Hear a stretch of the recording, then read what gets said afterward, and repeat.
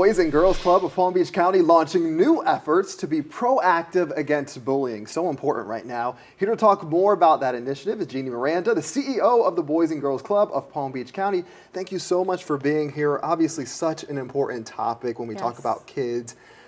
Explain to us more about this initiative and what the club is hoping to achieve with it. Well, thank you for having me, Stephen. And I think as we were preparing to get into this campaign, we really did a lot of research. And what we found is that 1 in 5 kids are being bullied at school, and 1 in 6 are being bullied electronically.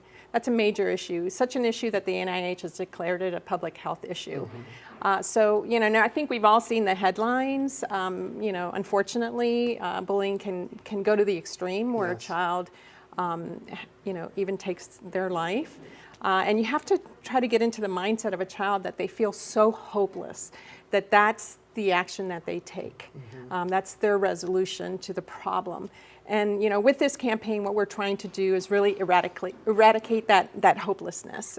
We want to empower the kids. We want to give the power, or take the power away from the bully and give it to the kids that are being bullied. Right, and how does that initiative essentially play out at a certain club? I saw their meetings, there's some signs and posters as well. What does this look like? Oh my God, we've painted the club red, right? So there's posters all over the club. There's monthly meetings with parents. There's weekly meetings with kids. And it's just a real high energy to make sure that we can identify those bullies that may exist and help them get some help too, right? Because it's a behavioral issue. But always make sure that the child that's being bullied is safe. Okay, and when we talk about this, it's an issue, unfortunately, that doesn't seem to be going away with cyberbullying, right? Social media. So for people wondering, what's the goal with this? How long is it going to last? Well, this campaign, we were originally planning to do it short term, but we want it to be in the fabric of what we do every day. So we've extended the campaign for this whole year. So we are hoping to just keep the momentum going, because the problem isn't going to go away, right? I mean, it's what we want to try to do is make sure that we're resolving the issues as we find them.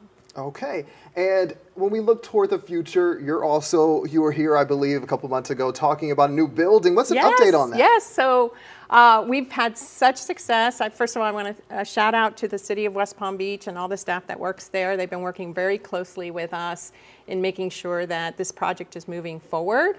So when I came last time, I think we had raised $5 million towards a $22 million goal. And now where are you? We're at $15 million. Great so we update. have the money to build the building. So now the rest of the campaign is going to be on endowment and operating. Well, we love to hear that. Obviously, you're in operation for years to come, not only for just the general work you do, but also this anti-bullying campaign. Thank you for stopping by.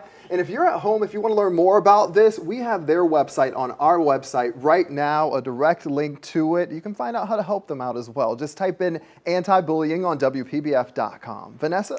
Thanks.